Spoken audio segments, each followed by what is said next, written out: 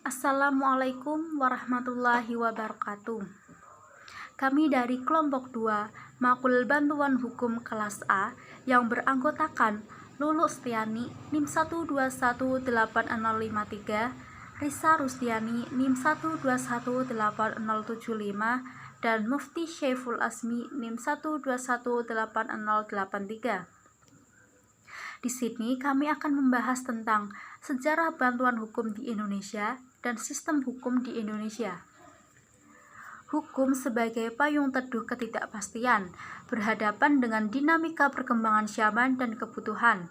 Hukum sebagai panglima kehidupan berbangsa dan bernegara. Sejarah bantuan hukum. Menurut Paula Capellati tahun 1975, zaman Romawi, bantuan hukum hanya untuk pencitraan atau show up pengaruh ke masyarakat. Kemudian berubah menjadi kepedulian atau charity karena tumbuh nilai kemuliaan atau nobility dan kesatriaan atau chivalry.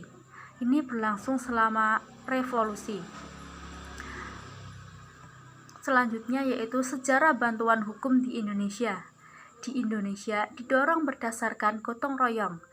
Menurut pasal 250 HIR, bantuan hukum wajib secara cuma-cuma untuk terdakwa dengan ancaman hukuman mati atau hukuman seumur hidup.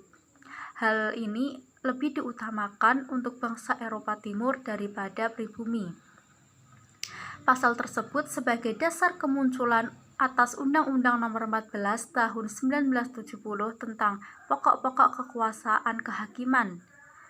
Awal pelembagaan bantuan hukum, Prof. Zelemaker membentuk Biro Konsultasi Hukum kepada Rakyat Tidak Mampu di Recht Hogeschool atau RHS pada tahun 1940 di Jakarta. Ini menjadi cikal bakal dari FHUI. Selanjutnya tahun 1953, Prof. Ting Swang Tiong mendirikan Biro Konsultasi Hukum di sebuah PT Tionghoa yaitu Sim Ming Hui atau Tajranatya. Selanjutnya yaitu pada tahun 1962, Prof. Ting Swang Tiong mengusulkan FHUI mendirikan Biro Konsultasi Hukum dan direspon. Lalu berlanjut pada tahun 1968, FHUI merubah Biro Konsultasi Hukum menjadi Lembaga Konsultasi dan Bantuan Hukum atau biasa disingkat dengan LKBH. Sedangkan UNPAD mendirikan juga Biro Bantuan Hukum oleh Prof. Muchtar Kusumaatmadja.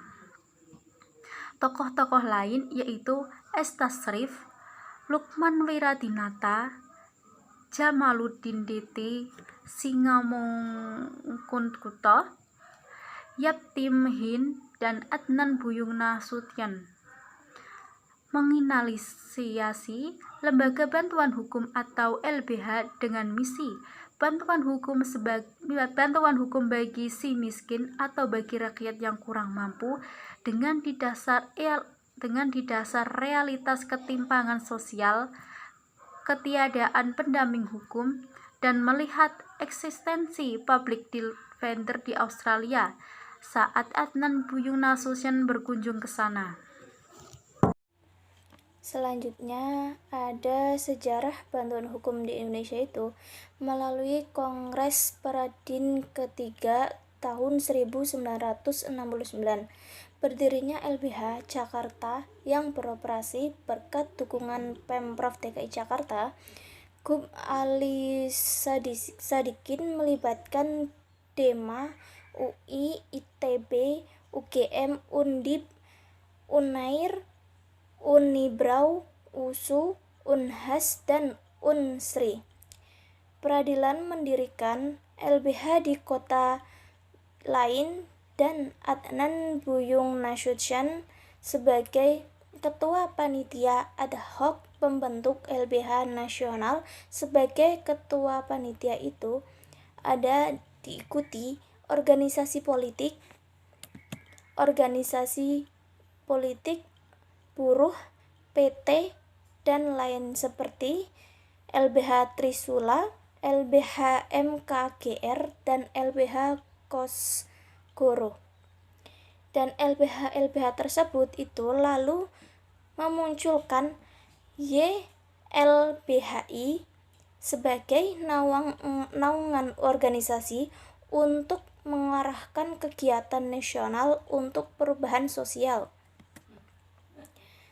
Selanjutnya ada Rechtsstaat SMA State PBB Rule of Law sebagai penegak tanggungan jawab bersama kepada hukum yang mandiri.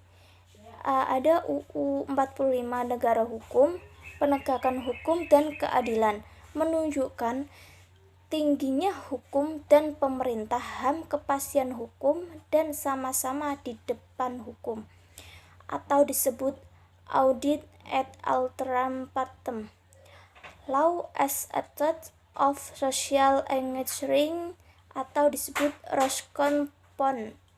Fair trial, negara wajib mengakomodasi, advokat wajib menyediakan waktu untuk pro bono dan pro deo. Selanjutnya ada istilah bantuan hukum. Legal aid, jasa itu hukumnya secara cuma-cuma. Legal assistance, jasa honorer. Legal service, pelayanan hukum, min atau maksimal, bisa disebut Clarence Jodias. Tigis, pelayanan hukum, min atau maksimal, bisa disebut Clarence Jodias. 3 konsep bantuan hukum tradisional, konstitusional, struktural, dan tujuan bantuan hukum itu integritas peradilan atas kemanusiaan, etika, ideo, kelompok, profesi hukum. Selanjutnya ada transformasi bantuan hukum, meliputi RV-HIR disebut legal service, KUHAP, UU kekuasaan kehakiman, dan UU HAM atau legal assistance, Undang-Undang Nomor 16 Tahun 2011 tentang bantuan hukum atau Proklamasi 2010 sampai 2014 ditanggung itu pada tanggal 31 Oktober 2011. Dan prinsip syariah, mekanisme dana bantuan hukum sebagai tanggung jawab negara YLBHI dan LBH. Keadilan struktural, bantuan hukum struktural BHS, Adnas Buyun N dan Todung Mulya Lubis. Pada tanggal 1978 BHS bertemu Critical Legal Studies atau CLS Sutento BHS Perjuangan Reformatif.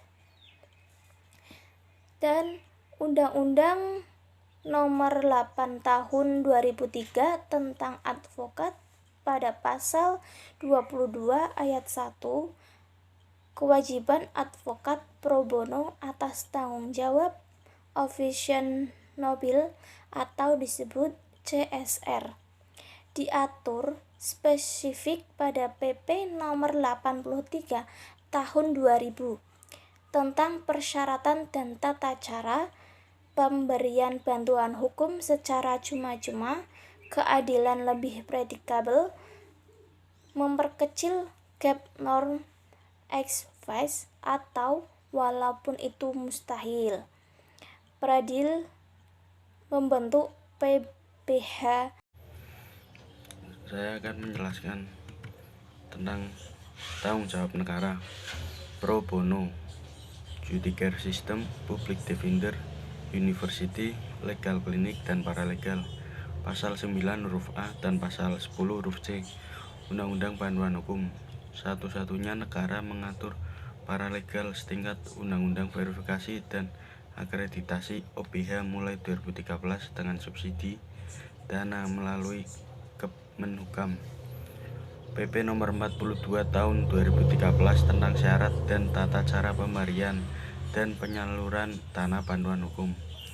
Asas bantuan hukum Undang-Undang Bantuan Hukum Pasal 2, keadilan, persamaan kedudukan di dalam hukum, keterbukaan, efisiensi, efektivitas, dan akuntabilitas.